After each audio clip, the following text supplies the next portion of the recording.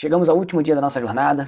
Espero que tenha sido proveitosa para vocês. Espero que tenha sido edificante. Estamos terminando durante a Páscoa. Amanhã teremos uma apresentação bastante interessante, com um tema bem contemporâneo. Acho que um mal que assola a todos. Mas como eu disse no outro vídeo, não pare seus estudos por aqui. Pega essa rotina que você conseguiu criar de 20, 15 minutos, meia hora por dia e bota em prática. Emenda já com Atos para você ver como foi o início da igreja, agora que Jesus ressuscitou, falou com os discípulos, vai vir o Espírito Santo, a igreja vai startar ali. Emenda logo em Atos e vamos embora. Vamos então começando aqui a ler o capítulo 24, versículo 1. No primeiro dia da semana, de manhã bem cedo, as mulheres levaram ao sepulcro as especiarias aromáticas que haviam preparado. Encontraram removida a pedra do sepulcro, mas quando entraram, não encontraram o corpo do Senhor Jesus. Ficaram perplexas, sem saber o que fazer. De repente, dois homens com roupas que brilhavam como a luz do sol colocaram-se ao lado delas. Amedrontadas, as mulheres baixaram o rosto para o chão e os homens lhe disseram: "Por que vocês estão procurando entre os mortos aquele que vive? Ele não está aqui, ressuscitou. Lembre-se do que ele lhes disse quando ainda estava com vocês na Galileia. É necessário que o Filho do Homem seja entregue nas mãos de homens pecadores, seja crucificado e ressuscite no terceiro dia." Então se lembraram das palavras de Jesus. Quando voltaram do sepulcro, elas contaram todas estas coisas aos 11 e a todos os outros. As que contaram essas coisas aos apóstolos foram Maria Madalena, Joana e Maria, mãe de Tiago, e as outras que estavam com elas. Mas eles não acreditaram nas mulheres. As palavras delas lhes pareciam loucura. Pedro, todavia, levantou-se e correu ao sepulcro. Abaixando-se, viu as faixas de linhos e mais nada. Afastou-se e voltou admirado com o que acontecera. As mulheres vão lá ao sepulcro para fazer aquele trabalho com as especiarias que a gente explicou no capítulo anterior. O túmulo tinha uma pedra que a selava. Para que essa pedra? Para que vândalos não fossem ali fazer alguma coisa com o corpo, ou animais fossem mexer naqueles corpos, era colocada uma pedra. No sepulcro de Jesus, em especial, os romanos colocaram uma pedra e guarda porque os judeus tinham medo justamente de que isso acontecesse, de que os discípulos fossem lá, roubassem o corpo e falassem que Jesus tinha ressuscitado, porque Jesus predisse isso várias vezes que aconteceria. Então, a pedido dos judeus, os romanos colocaram uma pedra, selaram e colocaram guarda para que isso não acontecesse. Porém, o que acontece é que quando essas mulheres chegam lá, a pedra está removida, elas entram para procurar o corpo, não encontram o corpo e começam a ficar assustadas com o que poderia ter acontecido, porque no dia anterior elas foram lá colocar o corpo junto com José e de repente o corpo não estava mais lá. Só que aí aparecem dois anjos falando com elas e os anjos fazem questão de mencionar o que Jesus predisse, já predisse ainda quando estava lá na Galileia, e fala que é necessário que o Filho do Homem seja entregue nas mãos dos homens pecadores, seja crucificado e ressuscite no terceiro dia. Ou seja, aquelas mulheres e os seus discípulos provavelmente não entendiam, a gente mencionou isso nos capítulos anteriores, não entendiam o real significado disso. Talvez achassem que era algo figurado, mas agora eles vão entender que Jesus não estava falando de uma forma figurada, Jesus estava falando de uma forma real. E qual era a grande dificuldade de entendimento? É preciso entender, é preciso compreender o que os judeus daquela época olhavam como ressurreição. Para eles, a ressurreição seria apenas no final de todas as coisas. Quando Deus ressuscitaria os mortos, ressuscitaria Abraão, Moisés, que seria o novo céu e a nova terra, digamos assim, onde eles ressuscitariam com seus corpos para viver esse novo céu, essa nova terra. Por vezes, quando a gente escutou em Lucas aqui, quem disse que eu sou, alguns disse que você é Elias, João Batista, eles estavam falando justamente não como quem ressuscitou, porque eles não acreditavam que uma pessoa especificamente ressuscitaria, apenas toda a comunidade judaica. Mas quando eles falavam que você é Elias, era como se fosse quase que uma reencarnação mesmo, como se tivesse vindo um espírito encarnado nessa carne que falava tal como Elias. Então eles tinham dificuldade de entender quando Jesus falava que ele ressuscitaria, porque para eles não aconteceria a ressurreição de um só homem, aconteceria de todo mundo. Então para eles somente Jesus ressuscitar era algo estranho, era algo que não tinha muito embasamento. E aí essas mulheres vão lá e correm para contar aos 11 o que tinha acontecido. E aqui fala que os 11 não acreditaram nelas. E por quê? Além do fato da ressurreição, como eu expliquei aqui anteriormente, naquela sociedade, uma sociedade patriarcal, em que a mulher não tinha tanto empoderamento como tem hoje, a testemunha da mulher não contava. A mulher ela não servia como testemunha, não servia como uma testemunha confiável. Então, quando as mulheres chegaram contando tudo isso, os discípulos pensaram: essas mulheres estão vendo coisas, estão aí amedrontadas, de luto. Então esse é mais um motivo porque os 11 não acreditaram nas mulheres. Era alguma coisa cultural mesmo daquela época que as mulheres não serviam como testemunha. Mas aqui curioso que Lucas destaca que Pedro, ao escutar tudo isso, levantou-se e correu ao sepulcro para ir ver o que aconteceu. Talvez fosse uma esperança de se reencontrar com seu mestre e poder pedir desculpa pelo que ele tinha feito, porque após negar Jesus, ele não teve novamente contato com Jesus. Então, Pedro levanta, sai correndo, talvez para, nossa, eu vou reencontrar meu mestre, vai ser o momento de fazermos as pazes, de eu pedir perdão e conseguir tirar essa culpa que tem no meu coração, nas minhas costas, e vai lá, e aqui destaca que ele vai lá correndo para ver o que tinha acontecido no sepulcro, vê as faixas de linho, afasta-se e volta admirado com o que acontecera. Passagem de Emaús. Naquele mesmo dia, 2 deles estavam indo para um povoado chamado Emaús, a 11 quilômetros de Jerusalém. No caminho, conversavam a respeito de tudo o que havia acontecido. Enquanto conversavam e discutiam, o próprio Jesus se aproximou e começou a caminhar com eles, mas os olhos deles foram impedidos de reconhecê-lo. Ele lhes perguntou: sobre o que vocês estão discutindo enquanto caminham? Eles pararam com os rostos entristecidos. Um deles, chamado Cleopas, perguntou-lhe: você é o único visitante em Jerusalém que não sabe das coisas que ali aconteceram nesses dias? Que coisas? Perguntou ele. O que aconteceu com Jesus da Nazaré? Responderam eles. Ele era um profeta, poderoso em palavras e em obras diante de Deus e de todo o povo. Os chefes dos sacerdotes e as nossas autoridades o entregaram para serem condenados à morte, e o crucificaram. E nós esperávamos que era ele que ia trazer a redenção a Israel. E hoje é o 3º dia desde que tudo isso aconteceu. Algumas das mulheres entre nós nos deram um susto hoje. Foram de manhã bem cedo ao sepulcro e não acharam o corpo dele. Voltaram e nos contaram terem tido uma visão de anjos que disseram que ele está vivo. Alguns de nossos companheiros foram ao sepulcro e encontraram tudo exatamente como as mulheres tinham dito, mas não o viram. Ele lhes disse: como vocês custam a entender e como demoram a crer em tudo que os profetas falaram? Não devia o Cristo sofrer estas coisas para entrar na sua glória? E começando por Moisés e todos os profetas, explicou-lhes o que constava a respeito dele em toda a Escritura. Ao se aproximarem do povoado para o qual estava indo, Jesus fez como quem ia mais adiante, mas eles insistiram muito com ele: fique conosco, pois a noite já vem, o dia já está quase findando. Então, ele entrou para ficar com eles. Quando estava à mesa com eles, tomou o pão, deu graças, partindo-o deu a eles. Então os olhos deles foram abertos e o reconheceram, e ele desapareceu da vista deles.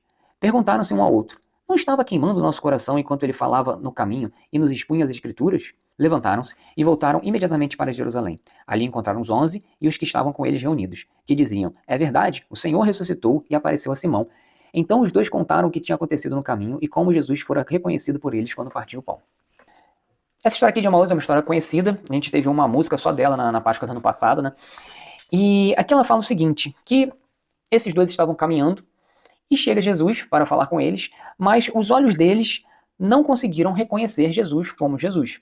Talvez, ou eles não quiseram reconhecer, não estavam preocupados em reconhecer, até por não acreditar na sua ressurreição, ou por alguma coisa divina, eles não conseguiram reconhecer naquele momento. E Jesus fala com ele: o que está acontecendo? E eles meio que dão uma ironizada, né? Você é o único que não sabe o que está acontecendo aqui. E aí eles vêm e falam no versículo 19. O que aconteceu com Jesus de Nazaré? Responderam eles. Ele era um profeta, poderoso em palavras e em obras diante de Deus e de todo o povo.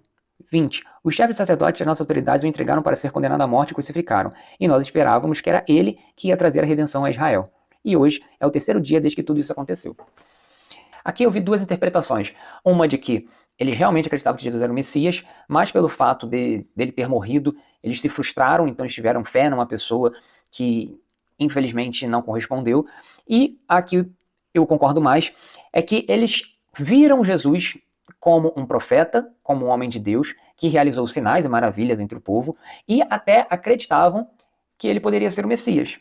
Mas, pelo fato dele ter morrido, não ter feito a libertação daquele povo judeu dos romanos, isso fez com que eles não o reconhecessem realmente como Messias, frustrando a sua fé. E aqui Jesus começa a falar com eles e começa a explicar toda a história, como disse aqui, versículo 26. Não devia Cristo sofrer essas coisas para entrar na sua glória? E começando por Moisés e todos os profetas, explicou-lhes o que constava a respeito dele em todas as Escrituras. Jesus aqui vai revelar, e aqui começa a revelação de Jesus, quem era Jesus desde o princípio. Como tudo que Moisés e os profetas falavam era a respeito de Jesus e logo ele era o Messias esperado. E o que isso representa para nós hoje? Se nós não tivermos o total entendimento das Escrituras sobre o que a Escritura fala sobre Jesus, nós não vamos conhecer Jesus. Nós seremos como esses dois que estavam ao lado de Jesus, mas não reconheciam Jesus. Então, isso que a gente está fazendo diariamente, agora sobre Lucas, é necessário que a gente faça sobre a Bíblia toda, para a gente ter total compreensão do que Deus quer falar conosco, do que realmente representa Jesus, quem é Jesus, o que Jesus espera da gente. Porque senão a gente fica suscetível a dois problemas. O primeiro, não reconhecer Jesus, e o segundo, a entender Jesus de acordo com ou nossas culturas, ou a cultura da nossa região, ou crenças que foram passadas para nós em nossa criação, ou até mesmo interpretações maldosas de pessoas que querem se aproveitar da fé. Por exemplo, o Jesus amor, amor, amor, amor, desprezando tudo que vem no Antigo Testamento. E outros ensinos que você pode adaptar por questões culturais do seu país, da sua região, e que você vai ter aqui ensinamentos que, na verdade, não condizem, não era isso que realmente que estava escrito. Então é muito importante que a gente faça esse estudo, que a gente faça a leitura, para que de fato a gente conheça o Jesus da Bíblia. Esse é importante. É importante que a gente conheça o Jesus da Bíblia, para não correr o risco de estar seguindo outro Messias que não é Jesus. Eu, quando comecei a fazer o seminário de teologia, para mim o início foi um tanto quanto perturbador, digamos assim. Porque algumas coisas que eu tinha para mim como, é isso que a Bíblia diz, quando você começa a estudar, você vê que não é bem assim que funciona. Algumas interpretações que foram feitas, que vinham em pregações, na verdade não era bem aquilo. Então, o estudo da Bíblia, quando você começar a ler e estudar, você vai ver que coisas que você acreditava porque alguém disse, você vai ver que não é bem assim, não tem bem fundamento, não. Então, é importante que a gente tenha essa leitura, tenha esse conhecimento para que nós possamos reconhecer quem é o verdadeiro Jesus e não ficar escutando vozes por aí. Então, continuando aqui, Jesus se revela, Jesus senta à mesa com eles para comer. E olha que interessante. A primeira refeição da história da humanidade, digamos assim, quando Adão comeu o fruto da árvore proibida, seus olhos se abriram para o mal, se abriram para o pecado. Jesus aqui vai fazer a primeira refeição depois de ressurreto com esses dois, e olha o que fala. Quando estava à mesa com eles, tomou o pão, deu graças, partindo, deu a eles. Então os olhos deles foram abertos e o reconheceram. Aqui, seus olhos são abertos para reconhecer o Messias, para reconhecer a salvação. Na primeira vez que os olhos humanos foram abertos foi para a degradação total da humanidade. Agora, os olhos humanos estariam abertos para a salvação e a libertação de todos esses pecados. Algo tão precioso que fala aqui que, enquanto eles conversavam, o coração deles queimava. Vamos lá para o final de Lucas. Versículo 36. Enquanto falavam sobre isso, o próprio Jesus apresentou-se entre eles e lhes disse: Paz seja com vocês. Eles ficaram assustados e com medo, pensando que estavam vendo um espírito. Ele lhes disse: Por que vocês estão perturbados? E por que se levantam dúvidas no coração de vocês? Vejam as minhas mãos e os meus pés. Sou eu mesmo. Toquem-me e vejam. Um espírito não tem carne nem ossos, como vocês estão vendo que eu tenho. Tendo dito isso, mostrou-lhe as mãos e os pés. E por não crerem ainda, tão cheios estavam de alegria e de pranto. Ele lhes perguntou: Vocês têm aqui algo para comer? Deram-lhe um pedaço de peixe assado, e ele o comeu na presença deles. E disse-lhes: Foi isso que eu lhes falei enquanto ainda estavam com vocês. Era necessário que se cumprisse tudo que a meu respeito está escrito na lei de Moisés, nos profetas e nos salmos. Então lhes abriu o entendimento para que pudessem compreender as Escrituras, e lhes disse: Está escrito que o Cristo haveria de sofrer e ressuscitar dos mortos no terceiro dia, e que em seu nome seria pregado arrependimento para perdão do pecado a todas as nações, começando por Jerusalém. Vocês são testemunhas destas coisas. Eu lhes envio a promessa de meu Pai, mas fiquem na cidade até serem revestidos do poder do alto. Tendo levado até as proximidades de Betânia, Jesus ergueu as mãos e os abençoou. Estando ainda a abençoá-los, ele os deixou e foi levado ao céu. Então, eles os adoraram e voltaram para Jerusalém com grande alegria, e permaneciam constantemente no templo louvando a Deus. Nessa passagem aqui é interessante que os discípulos, ao verem Jesus, e aqui tem um mistério que talvez a gente não consiga entender, é como é que eles não reconheciam Jesus. Porque Jesus ressuscitou em carne e osso. Eles achavam até que estavam vendo um espírito, então isso cai por terra qualquer alegação de que era uma aparição, era um espírito, reencarnação. Não, Jesus ele voltou no corpo dele, tanto que ele fala das chagas. Só que por algum motivo, que eu não sei, quem fala que sabe está com grande chance de estar tirando a cabeça, é que eles não reconheciam. Não sei se pelo medo, não sei se alguma coisa espiritual, mas eles não reconheciam Jesus. Então não sei como era o corpo de Jesus. Aqui fala que estava chagas, mas... E aí Jesus vai lá e fala com eles, Jesus vai lá, fala com eles para convencê-los que ele era ele mesmo, que estava ali em carne e osso. E aí ele vai e abre o entendimento para que pudessem compreender as Escrituras. Ou seja, o Filho de Deus nascendo, morrendo e ressuscitando é a chave para nós entendermos todas as Escrituras. Tirar Jesus das Escrituras é você ter um monte de papel que não serve para nada. Jesus é a consumação de todas as escrituras. O Novo Testamento existe por causa de Jesus e Jesus existe por causa do Novo Testamento. Então não existe um sem outro, não existe outro sem um. Não existe você ler a Bíblia de Mateus a Apocalipse apenas, assim como não existe você ler a Bíblia de Gênesis a Malaquias apenas. A Bíblia é um só. E Jesus vem, revela para eles, revela que ele é o Messias. Por causa do seu nome, seria pregado arrependimento e perdão dos pecados a todas as nações. E daqui já uma introdução sobre o livro de Atos. Fiquem na cidade até serem revestidos do poder do alto, que seria quando o Espírito Santo viria para empoderar aqueles apóstolos a irem pelo mundo e pregarem o Evangelho. Note que interessante e algo a ser refletido por nós. Ao entenderem isso tudo, Jesus vai, abençoa eles e é elevado ao céu. Jesus é arrebatado. E o que eles fazem? Então eles o adoraram e voltaram para Jerusalém com grande alegria. A mensagem de Jesus é uma mensagem de esperança, uma mensagem de alegria. E permaneciam constantemente no templo louvando a Deus. Lucas acaba da mesma forma que ele começa. Começa com Zacarias no templo, tendo a revelação sobre João Batista, e termina com esses discípulos no templo, louvando a Deus. Agora, reflexão para nós. Quando eles entendem a mensagem de Cristo, primeiro, existe alegria. Segundo, diz aqui que eles permaneciam constantemente no templo, louvando a Deus.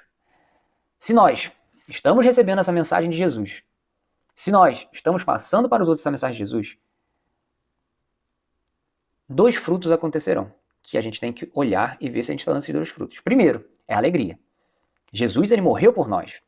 Jesus, ele veio nos tirar o pecado. Jesus, ele nos trouxe a salvação. Jesus, ele nos limpou do mal. Isso é um motivo de grande alegria e de uma gratidão sem fim, porque nós não éramos dignos. Está tendo alegria no seu coração? Você está indo domingo para o culto da Páscoa, alegre, grato por Deus ter feito esse plano? Segundo, eles permaneciam constantemente no templo. Temos vontade e alegria para estar na casa de Deus? Se a sua resposta para qualquer uma das duas for não, ou mais ou menos, é sinal de que você não entendeu a mensagem da cruz, a mensagem de Jesus. Recomendo que você volte em Lucas 1 e assista tudo. Porque a mensagem de Jesus, o amor de Jesus, nos dá alegria e a gratidão pela sua morte, como ele fala lá, a quem muito foi perdoado, muito ama, como nós muito fomos perdoados, nosso amor por ele nos daria prazer de estar na casa de Jesus, na casa de Deus, louvando e adorando. É isso, gente. Vou falar novamente. Continuem lendo. Vão lá em Atos, que também foi pelo mesmo escritor que foi escrito esse livro. Façam o livro de Atos para vocês verem a continuidade dessa história. Domingo teremos nosso culto de Páscoa, nossa apresentação. Será uma apresentação bem legal, com um tema bem atual. Espero vocês todos lá. Fiquem com Deus. Acabou.